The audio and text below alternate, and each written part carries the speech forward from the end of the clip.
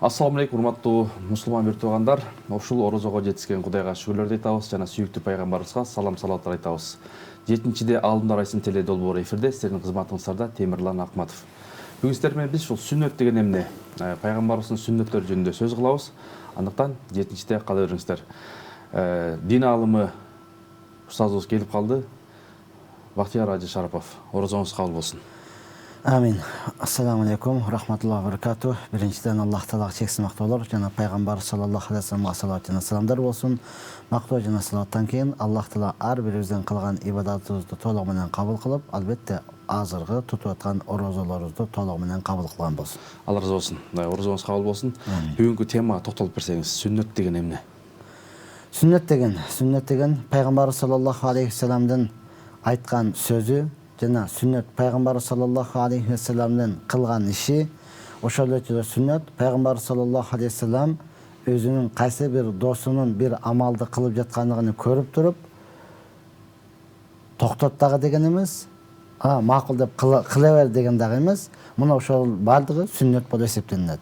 Муну албетте илимдүүлөр айтканын караганда илимдүүлөр түшүнөт. Фиали, каули, икрари деп коет. Муну ошол үчөө тең бизге сүннөт болуп эсептелет. Жакшы. Ошол эми устаз сүннөт дегенде бул сүннөттүн фазилети жөнүндө айтып берсеңиз. Сүннөт пайгамбар саллаллаху алейхи вассалам айтат, кимде ким менин бир калып кеткен сүннөтүмдү тирилте турган болсо, 100 шахидтин сообу берилет деген хадис бар. Албетте, урматтуу, шахид деген машхуттун маанисинде шахид болуш үчүн инсаният өзүнүн мекенини, өзүнүн элини, өзүнүн жерин коргоп, дин үчүн күрөшүп, ошол жакта өлгөн адамды шахид деп коебуз. Бул машхуттун мааниси деген сөз, бул адамдын бейишке кирүүсүнө күбөлүк берилинген. Ушундай адамдан 100 адамдын сообу берилет деген. Демек ошол биз азыр ушул ороз айында турабыз. Ушул ороз айында кайсыл сүннөттөр менен жашаш керек? Машалла, өтө сонун суроо бердиңиз. Ороз айында өзгөчө албетте бардык эле учурда өзү 24 саат бою пайгамбар саллаллаху алейхи вассалам сүннөт жашоосу менен жашай турган болсок, өзүбүзгө эле пайда да. Азыр чынын айтканда бардыгыбыз эле алхамдулилlah мусулман болуп төрөлдүк, мусулман болуп чоңойдук, мусулман болуп жашап атабыз. Чоң бир заңгыраган үйдө жашагыбыз келет, бирок үйгө киргенде кайсы дуаны окканды билбейбиз да. Кычырап кийингибиз келет, бирок кийим кийгенде кайсы дуаны окканды билбейбиз. 5-7 чоң бир машина айдагын келет, машинага отурганда кайсы дуаны окканды билбейбиз. Кыскасы жашап эле атабыз да, кандайсы пайда деп коюп элечи. Ичиңде эмне бар, эмне жок билбейбиз, урматтуу тууган. Мына ошондон 24 саат пайгамбар саллаллаху алейхи вассалам үйгө киргенде кайсы дуаны окуп кирди, чыкканда кайсыны, уктаганда кайсы дуаны окуп жатты, турганда кайсы дуаны окуду. Мына ошолордун баардыгы өзү сүннөт болуп эсептелет. Эми урматтуу тууган, 24 саат өзүңүн күнүмдүк жашооңда, эле пайгамбар кандай жашады, ошондой кылат болсоң, ушунун баардыгы сүннөт. Ушуна кылат болсок, биз ар бир саат, ар бир мүнөт, ар бир убакытыбызды текке кетирбеген, балким ибадат кылган болобуз. Мына ошондон эми өзгөчө Рамазан айында пайгамбар саллаллаху алейхи вассаламдын кечирүү сүннөтүнү кармай турган болсок өтө жакшы болот.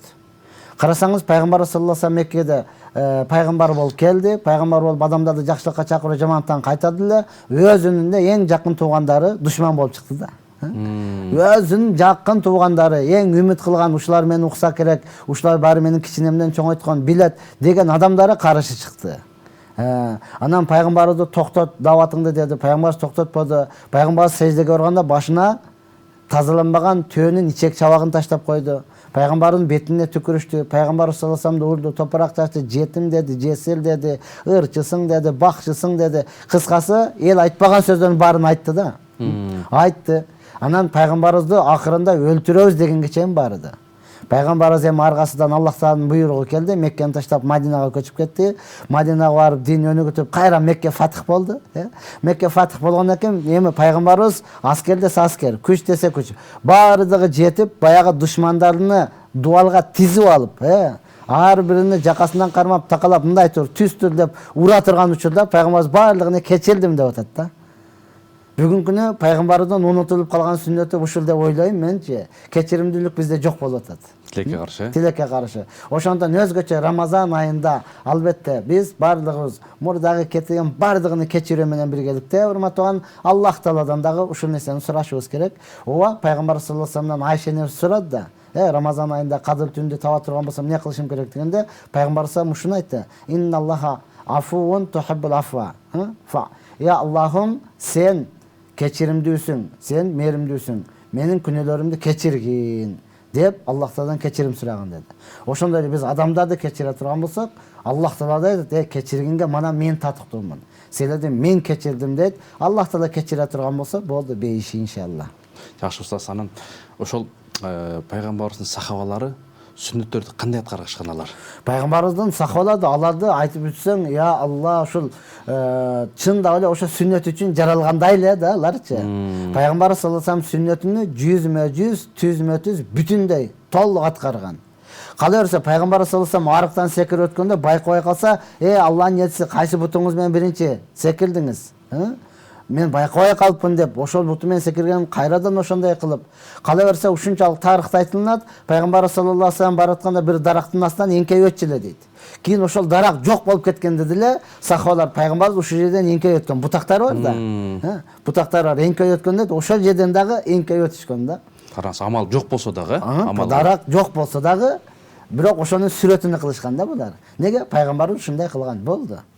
Азыр альхамдулилла бизде негизи Аллах Таала Кур'ан-ы Каримде айтат: "Ва жаална лайла либаса", биз силерге түндү рахат алыш үчүн кийим кылып бердик деди да. Түндө жок уктаганда адамдар ушунчалык рахат алыш керек. Түшүндө бейишке кирип, хур кыздарды көрүп дегендейчи. Бирок тилекке каршы биздикилер жатарда дагы, жатышын дагы тартыбын билбейт да. Жатат десе дарыдайып жатып алат, үстүп жаап коем дейт. Жапсаң жап, жаппасаң жөн кой дейт. Өзгө дем салып жаткан жок. Сүннөт жол менен жаткан жок. Өзү каалагандай жатты. Эми башы жаздыктан түшүп кетсе бакыр койгон атат да. Кодум эле жардан түшүп кеткен. Жардан түшүп кеттим, аркамдан ит куулагандай болду. Антип жатсаң сени ит эмес, илебай нерсе кубалайт го. Туура калып эле дамала каяктасыз. Неге өзүмө дем салдырып алайын дедим эле. Түшүмдөн бүгүн чочуп койгондум, ушундай түш көрдүм, не болот деп элечи. Айланып кетейин. Ошон үчүн бүгүн түшүдөн да рахат албай калды. Кээ бир адамдар чын-чынга келгенде уктагандан коркуп калды.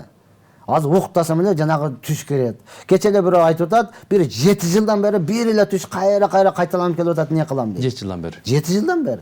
Өзүңө мындай кылып сүннөт дарат алып жатасыңбы? Жок. Дарат алып жатышлык, жаткан жерине бисмилла деп, пайгамбардын заманасында топурак болгон, корткумуска болгондон төшөгүн сыйпып алган да. Кийинчерээк пайгамбардын достору, андан кийин табииндер кадимки эле эч нерсе жок, төшөгү таптаза, бирок ошондой болсо дагы пайгамбардын сүннөтү. Сылап сыйпап, анан оң буту менен кирип, өзүгө Ихлас, Фалак, Нас сүрөлөрдү окуп, дем салып туруп, оң жамбаш менен жатты. Ана түштү көрдү. Кантип таң атып кеткен билбей каласың. Бат элечи. Бүгүнкү күнү ошол нерсени кылбагандыктан канчалаган бир туугандарыбыз аттың арман ушул диндин, деги эле сүннөттүн соопторунан кур калып, өзү каалагандай жашап аткандыгы үчүн Аллах Таала Кур'анда айтат: "Валлакат алейхимул арзу бима рахубат", жер ушунча кең болсо дагы аларга таар болуп калып атат да. Эч жерге батпай элечи. Байкуштар кайра эле суроо берет. Ишим жүрүшпөй жатат, жолум ачылбай жатат. Кимге барып жол ачтырышым керек, кара доодан кантип кутулам деп элечи. Мына ушулардын баардыгы пайгамбарыбыз саллаллаху алейхи вассалам эртең мененки жана кечке сүннөтүн окубагандыктын кесепети да. Эгер пайгамбардын сүннөтүн эртең менен кечинде окуп жүрө турган болсоң, сени жин да урбайт. Сага сыйкыр, кара доо дагы тийбейт да.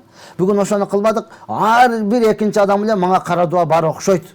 Өзүдөн өзү шектенип калган да. Менде бар окшойт, менде бар экенин каяктан билсем болот? Кимге жандырышым керек деп элечи. Издеп калды уже. Анын дагы жолу ликулли фираун Муса деп коет арабтар. Ар бир фираунчу Муса бар дегендей эле, ар бир издеген үчүн бир адам бар да. Мана мен кара дуан жандарам, бери кел, мананча бересиң. 1 ай каттайсың, 10 ай каттайсың, 6 ай каттайсың дейт. Байкуш жумушун таштап эле ошол жака акчасын берип өткөрүп аткан мезгилде да вактысынча.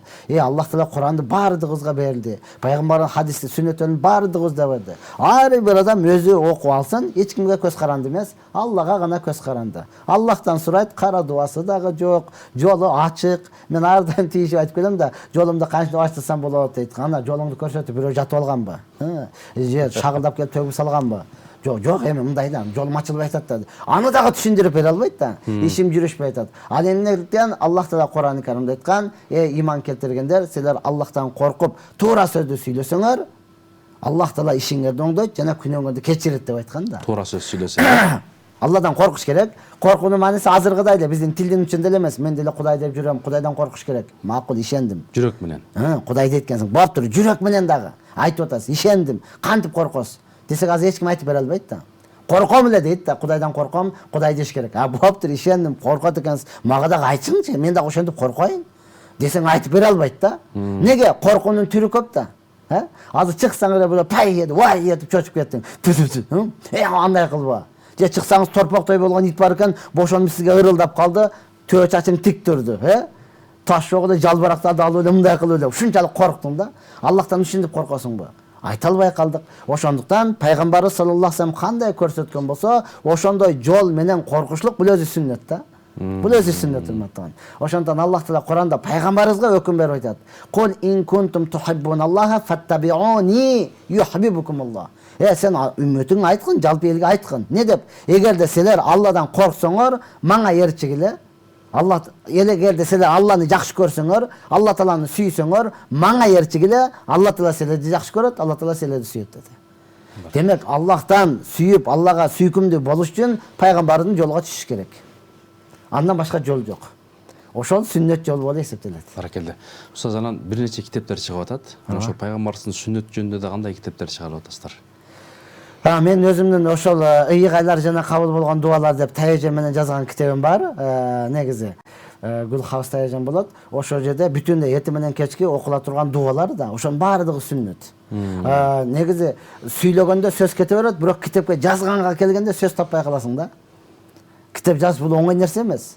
Эгер кимдин калеми курч болуп китептерди жазып аткан болсо, аларга таазимдеш керек. Аларга сын тагыштын ордуна кандай жардам керек, эмне кылышым керек деш керек да. Мен ошол бир эле китепти таяр китеп алчы, мен ойлоп жазган жокмун. Бар китепти кыргызчага которуш үчүн 8 ай убакыт кетти да. 8 ай убакыт кетти. Оңой эмес, Оңой нерсе эмес, урматтуу. Анда чыгарып койсоң, эми сынчылар көп да, урматтуу. Даярашка. Башка, ошондон азыр мен өзүм жазган китеп ошол эле бар. Анан машалла башка атайын Маснун дуалар деген китеп бар. Авторунун ким экенин Гулам Расул устазым болсо керек, кыргызчага которгон Маснун сүннөт дуалары да. Эртең менен керемет китеп, Керемет китеп, укмуш китеп. Ар бир нерседе сүннөт. Кийим кийгендин өзүнүн жолу дуасы бар. Үйгө киргенден, чыккандын, туалетке баргандын, киргендин, жаткандын, жолдо жүргөн, ар унага отургандын. Өткөн машинада келип болсо, бизде жалаңач батырлар көп да. Унага отурганда ушул дуаны окуш керек деп мен шеригим айтып берип атса, бирөө чыга калды. Эмне пайгамбардын заманасында машина болгонбу депчи. Ал байкуш шеригим эми эле баштаган да. Анан түшүнбөй эле мага айтып калды. Мына суроо берип атат дейт. Унанын дуасы деп Субханаллази саххаралана хаза окуш керек да. Десе ал дагы сонун суроо берген, бирокчу өтө орчундуу суроо берген. Экөөнүктөн туура. Экөөнүктөн туура да. Унага откондо дегенде берге чыккандагы эле эмне пайгамбардын заманасында маршрут болгонбу, автобус болгонбу, ошондо ушул дуаны окуганбы десе эле байкуш биринчи жолу окушу дагы аң-таң болуп эле туруп калыптыр. Мына суроо берип атат. Эмне болду десем, пайгамбардын заманасында уна болгонбу дейт. Болгон дедим. Төө унага кирет. Ат унага келет, качыр унага келет, урматтуу туган. Бул уна дегенде эле болду, самолетпу, ал великпи, велосипедпи, вертолетпу, танкабы, айырмасы жок. Кайсыгына минген болсоң, ошол пайгамбардын унага минген дуасын окуй турган болсоң, болду, бала кырсыктардан Аллах Таала өзү сактайт. Кутуласың. Демек, ушундай жооп экен да? Ооба. Жакшы. Устаз, мына сүннөт деп атабыз. Ошол сүннөт мындай сүннөттү кармоо үчүн ушул баягы пайгамбардын сүннөтүнө кармаш үчүн ушул ороз айда кандай пайдалансак, колдонсок болот ороз айды? Ороз айда азыр өтө мүмкүнчүлүк да. Ушунчалык пайгамбар саллаллаху алейхи вассалам хадисинде айтат, ким Рамазан айында бир фарзды аткара турган болсо, 70 фарз аткарды деген соо болот. Бул айда. Бул айда. Баракелде. Багымдат деле окуп койгон болсоңуз, 70 жолу не кылып атат? Багымдат окуду деген. Мына караңыз. Зекет. Байлар зекетти берди, фарыз да зекет беришлик. Рамазан айында бере турган болсо, буга 70 жылдан бери зекет берип келе жатат деген сооп жазылат да. Ошон үчүн Мекке Мадинага барсаңыз, арабтар Рамазан айында тым эле төгүлүп калат. Бизде Ош базарга барсаң, ар жерде буткалар турат, единсе салабыз депчи. Мекке Мадинага барсаң, ошо Рамазан айында ар жерде буткалар турат, зекет алабыз дегенчи. Ислам мамлекети болгондон алар үйүп койгон, адамдар келип туруп зекетин бала чакасы менен алып келип тапшырып кете берет. Неге? 70 жылдан бери. Жылына бир эле жолу да. Эми 70 жылдан бери деген.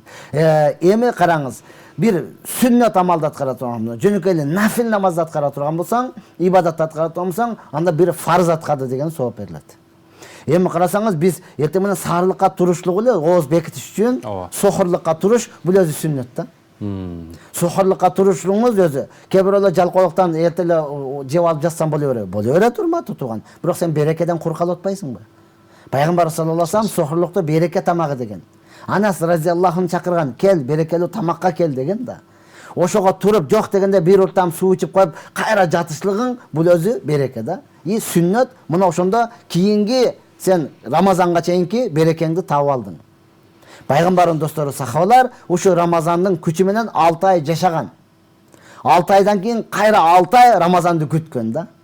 Мына башталыш менен эле машалла эртең менен турганда болду, багымдаттын убакыты мешитке барышлыгың сүннөт. 2 рекат сүннөтү бар, намазга кылып күн чыкканга чейин отурушлук бул сүннөт. Отурсаңыз, машалла кабыл болгон ажы умранын соого берилет деп атат да. Эми ошондо бир эле отуруп кое турган болсоңуз, 70 жолу кабыл болгон ажы умранын соого берилет атат. Албетте Рамазан айында азыр ачкалыктан адам баласынын ичиден ашказандан жагымсыз жыт чыгат да. Бул оозду жубагандыктан эмес. Оозду жубагандыктан эмес. Ошондон ашказандан. Ошондон көпчүлүк айта берет, зубный паста колдонсок болобу, тиш пастасын колдонсок болобу дейт. Жок, шариатта макрух, карахият. Ошондон мисвак колдонуш өзү сүннөт да. Мисвак, албетте анын өзүндө 70ден ашык пайдасы бар да. Мисвакта. Мисвактын өзүндө 70ден ашык пайдасы бар. Мынанда колдош сүннөт. Пайгамбар колдонуп жүргөн, Колдонуп жүргөн, өлүм төшөгүндө жатканда дагы колдонуп аткан. Айша энебиз айтат, ушундай өлүм төшөгүндө жатты, көзү ушундай. Айша энебиз өтө акылдуу болгондон пайгамбардын көзүгө карап иш кылып турган да. Ушундай көзү бурулду, караса мисвак турган экен. Мисвакты алып келип бердим дейт да. Ошондо дагы пайгамбарыбыз мисвак колдонгон. Демек, урматтуу бир туугандар, ошо мисвактын да мынакей фазилеттерин уктубуздар. Колдонсок бул чоң сүннөт тирилтебиз, ден соолукка өтө пайдаланат. Ошол ороз айында өзгөчө баягы сүннөт тирилткендер мындай бул мектеп айы деп атпайлыбы? Анан ороз айында ошол пайгамбарыбыздын ошол сүннөтүн жанынан бар тирилтели деп Мекке, Мединага кеткендер көп умрада. Ушунда фазилет жөнүндө айтсаңыз. Пайгамбар саллаллаху алейхи вассалам айткан, кимде ким Рамазан айында умра кыла турган болсо, ал мени менен чогуу ажылык кылганын соогун алат деген. Умра бул сүннөт. Көпчүлүк сурап коет, ажы менен уйырмасын, умранын эмне айырмасы бар деп. Ажылык бул фарз, байларга гана. Жылына бир эле жолу Курбан айтта гана болот. Ал эми умра жыл 12 ай сүннөт. Жыл 12 ай сүннөт. Өзгөчө эми ошол умраны дагы сүннөтү тирилтүү менен биргеликте Рамазан айында бара турган болсо, пайгамбар менен биргеликте ажылык кылганын соого алынат. Мына ошондон көпчүлүк ушул айда барат, өзгөчө акыркы 10 күндүгүндө тым эле батпай калат. Кадыр түндү да ошол жактан тособуз депчи. Ажыдагыдай адам ушунча көп болот да. Ажыдагыдай көп болот. Аллах таала ар бир инсанга насип кылган болсун.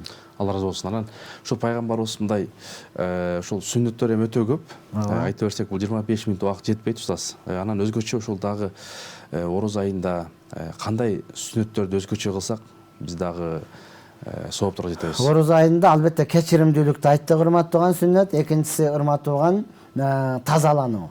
Тобо кылышлык. Бул өзү сүннөт. Аллах таала Куранда фасаббих бихамди роббика вастагфир. Пайгамбарга айтат да, сен Роббуңдан тасбih айтып андан кечирим сура. Иннаху кана таваба, ал тоболорду кабыл кылуучу деген. Бул учурда пайгамбар саллаллаху алейхи вассалам өзү айтат, 4 нерсени көбөйткүлө Рамазан айында. Ла илаха иллаллах.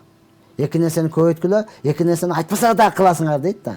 Азыр эми сүннөттөн эң негизгиси Рамазанда ла илаха иллаллахны көп айтыш керек. Көп айтыш керек. Астагфирулла, Аллахтан кечирим сураганды көп айтышыбыз керек. Канча миңден айтса жакшыраак? Саны жок. Саны жок. Саны жок. Пайгамбарыбыз өзү айтып атат, көбөйткүлө депчи. Саны жок. 1000, 5000, 10 000, 20 000. Миллионго чейин. Баракелде. Күчүң канчалык жетет? Ла илаха иллаллах, ла илаха иллаллах. Муну айтуу менен бирге жүрөккө дагы тынчтык келет. Жүрөккө дагы тынчтык келет. Адам баласы 2 денеден турат. Тышкы дене, ички жүрөк. Тышкы дене топурак менен чоңоет да, бул топурактан жаралган топурак менен чоңоет. Колуңду кокодой, бутуңду бугадой кылып чоңоюп жүрө бересиң. Бирок жүрөк ачка болгондон кийин ушунча аалам кең болуш менен эч жерге батпай каласың. Эч кимге жакпай каласың. Өлгүң эле келип кала берет да. Неге жүрөк ачка. Ошондон ла илаха иллаллахны пайгамбар айтат, Рамазан айында көбөйткүлө. Жана истигфарды көбөйткүлө. Эми эки нерсени айтпаса дагы көбөйтүңүздөр дейт пайгамбарчы. Айтпаса дагы көбөйтүңүз. Кайсы? Бирөөсү бейишти сурагыла дейт. Экинчи дозоктон азат болууну дуа кылгыла. Дозоктон. Муну айтпаса да кыласың дейт көбүнчө. Бирок биз гафилеттебиз кылбай атабыз да. Ошондон азыр таравиге барган бардыгы билет, таравиде 4 рекет окугандан кийин тасбих айтылат. Бир адам же эки адам хор менен айткандан кийин, андан кийин акырда бардыгы жалпы хор менен ла илаха иллаллаху настагфируллах, нас'алукал джанната ва на'уду бика минан нар. Мына ошол ла илаха иллаллах айтылып атат. Настагфируллах, биз Алладан кечирим сурайбыз. Нас'алукал джанна, бейишти дагы сурайбыз. Ва на'уду бика минан нар, Аллахтын аты менен дозоктон азат болууну сурайбыз. Барганда эми бүгүнкү күнү ушунчалык жалкоо болуп калдык. Ушуну деле бир эле жолу айтабыз да. Таравихтечи, бир эле жолу эртерээк бүтүрүүнүн аракетин кылат. Жо таравих деген рахат алуу деп урматтуу тууган, бул өзү дагы сүннөт Рамазан айында. 20 рекет окушлук, бул дагы сүннөт. Муну дагы көбөйтүш керек. Устаз, жакшы.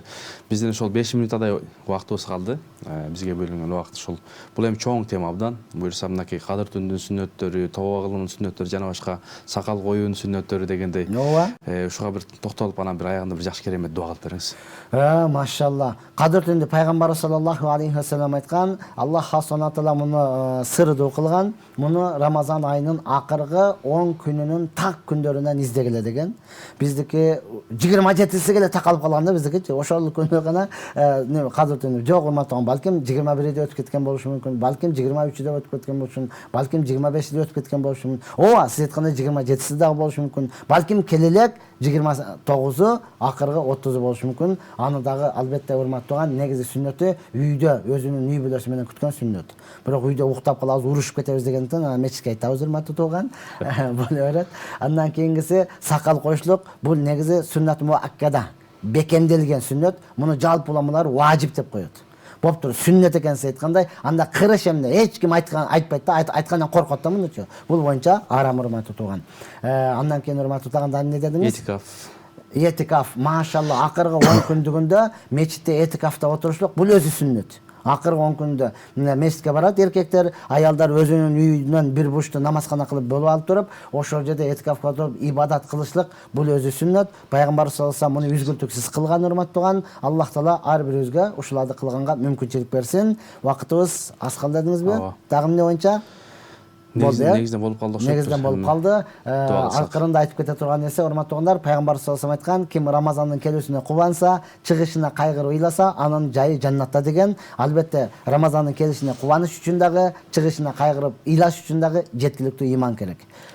Аллах таала жалпыңыздардын туткан орозоңуздарды кабыл кылсын. Аллах таала ошо Рамазан айында ар бир муъмин мусулман үчүн бейиштин эшиги жабылган бойдон калыш, бейиштин эшиктери ачылган бойдон калышын насип кылсын. Ар бир мусулман үчүн дозоктун эшиктери жабылган бойдон калышын насип кылсын. Аллах таала ошол Рамазан айында бардыгыбыздын күнөөлөрүбүздү кечирип, дозоктон азат кылып, бейиштен орун берип, ошону менен бирге Аллахтын жүзүнү көрүштү насип кылсын. Ва ахири дауана алхамдулиллахи раббил аламин. Алла разы болсун, орозоңуз кабыл болсун. Урматтуу мекендештер, 7-де алдындар айсын теле долбоор бүгүнкү эфирибиз соңуна келди. Орозоңуздарды кабыл кылсын. Бүгүнкү биздин суроолорубузга ошол дин аалымы Бактияр Ажы Шарапов жооп берди.